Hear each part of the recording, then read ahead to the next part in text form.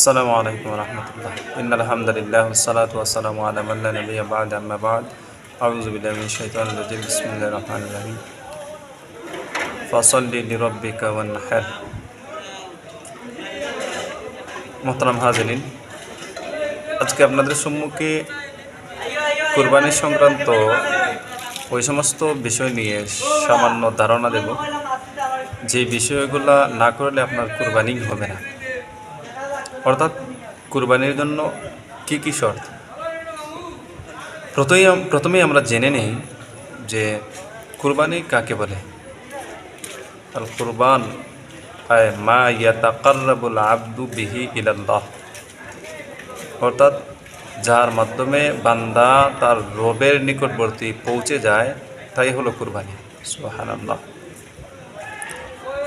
এই কথাটির অর্থই আল্লাহ সুবহানাহু ওয়া তাআলা সূরাতুল হজ্জের ৩৭ নম্বর আয়াতে ফরমান, লা ইয়ানালাল্লাহু লুহুমুহা ওয়ালা দিমাউহা ওয়ালাকিন ইয়ানালুহুত তাকওয়া মিনকুম। যে তোমরা যেই কুরবানি করো সেই কুরবানির রক্ত গোশত কিছুই আমার নিকট পৌঁছে না, বরং পৌঁছে তোমাদের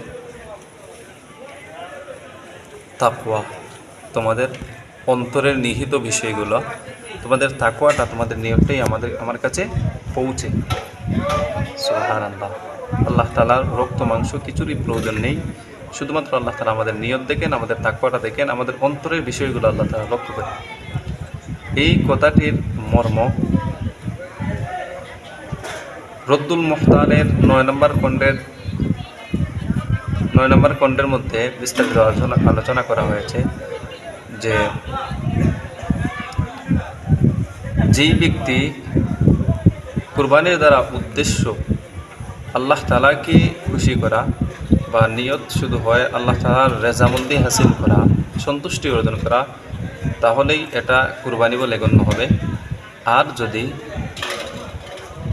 কুরবানির দ্বারা উদ্দেশ্য হয় গোশত খাওয়া, কুরবানির দ্বারা উদ্দেশ্য হয় লৌকিকতা, তাহলে আল্লাহ তাআলা তার এই কুরবানিকে গ্রহণ করবেন না, আর এটাকে কুরবানিও বলা হবে না। নাউযুবিল্লাহি মিন যালিক। আল্লাহ তাআলা আমাদের এইরকম কুরবানি থেকে হেফাজত করুন। মুহতারাম হাজিরিন, তো যেই বিষয়গুলো না করলে নাই আপনার কুরবানি হবে না, সেগুলো হলো প্রথমে তাসহিহুন নিয়া, অর্থাৎ নিয়তকে বিশুদ্ধ করা। আপনার নিয়ত যদি বিশুদ্ধ না হয় তাহলে আপনার কুরবানিটা হবে না। এজন্য নিয়তকে সহিহ বা খাঁটি করে আপনি যদি ১ টাকাও আল্লাহ তাআলার রাস্তায় দান করেন, আল্লাহ তাআলার পথে ব্যয় করেন, ইসলামের পথে ব্যয় করেন, তাহলে আল্লাহ তাআলা আপনার এই দানকে পাহাড় সমমান করে আল্লাহ তাআলা নেকি দ্বারা ভরপুর করে দেন। সুবহানাল্লাহ।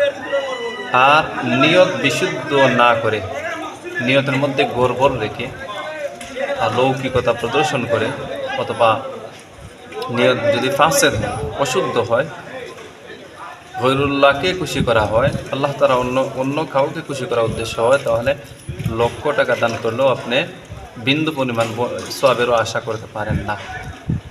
এই জন্য আল্লাহ রাসূল সাল্লাল্লাহু আলাইহি ওয়াসাল্লাম ফরমান, ইন্নামাল আমালু বিন্নিয়াত, যে সমস্ত আমলের দারমাদার, সমস্ত আমলের ভিত্তি, নেক কাজের ভিত্তি হলো তার নিয়তের উপরে। সে যেই রকম নিয়ত করবে সেই রকমই সে প্রাপ্ত হবে। এই জন্য নিয়তকে বিশুদ্ধ করা আবশ্যক, জরুরি হলো কুরবানির জন্য, অথবা কুরবানি আমাদের হবে না। ২ নম্বর হাদিস থেকে আমরা জানতে পারি, মুআয ইবনে জাবাল রাদিয়াল্লাহু তাআলা আনহু থেকে বর্ণিত, এটাও মুসলিম শরীফের হাদিস। মুআয ইবনে জাবাল রাদিয়াল্লাহু তাআলা আনহু ফরমান, عن معاذ بن جبل رضي الله تعالى عنه قال لرسول الله صلى الله عليه وسلم حين بعثه اليمن يا معاذ أخلص دينك يكفيك العمل القليل, যে তোমার দিন ইমানকে খাঁটি করো, অল্প আমলেই তোমার জন্য যথেষ্ট হইবে। তোমার দিলকে, তোমার ইমানকে, তোমার নিয়তকে বিশুদ্ধ করো, তাহলে অল্প আমল করেই তুমি জান্নাত পেয়ে যাবে। সুবহানাল্লাহ। অন্য এক হাদিস আল্লাহ রাসূল সাল্লাল্লাহু আলাইহি ওয়াসাল্লাম ফরমান, এটাও মুসলিম শরীফের হাদিস, যে আল্লাহ তাআলা লা ইয়ানজুরু ইলা সুওয়ারিকুম ওয়া আমওয়ালিকুম, লা ইয়ানজুরুল্লাহু ইলা সুওয়ারিকুম ওয়া আমওয়ালিকুম ওয়ালাকিন ইয়ানজুরু ইলা কুলুবিকুম, ও কামা ক্বালা আলাইহিস সালাতু ওয়াস সালাম। আল্লাহ রাসূল সাল্লাল্লাহু আলাইহি ওয়াসাল্লাম ফরমান, আল্লাহ তাআলা তোমাদের আকৃতির দিকে, তোমাদের চেহারার দিকে, তোমাদের মালের দিকে, সম্পদের দিকে আল্লাহ তাআলা প্রক্ষেপ করেন না, থাকান না, আল্লাহ তাআলা তোমাদের নিয়তের বিশুদ্ধতা দেখেন। আল্লাহ তাআলা তোমাদের নিয়তের দিকে, তোমাদের অন্তরে কী চলছে সেই বিষয়টাই আল্লাহ তাআলা দেখেন। কাজেই এই তিনটি হাদিস এবং আয়াতের মাধ্যমে আমরা জানতে পারলাম যে কুরবানি করতে হলে আমরা একমাত্র আল্লাহ তাআলাকে রাজি খুশি করার জন্য নিয়তকে বিশুদ্ধ করে কুরবানি করতে হবে। যদি আমরা না করি তাহলে আল্লাহ তাআলা আমাদের কুরবানিকে কবুল করবেন না। আল্লাহ তাআলা আমাদেরকে নিয়ত বিশুদ্ধ করে পরিপূর্ণ আল্লাহ তাআলার জন্য কুরবানি করার তৌফিক দান করুন। আমিন।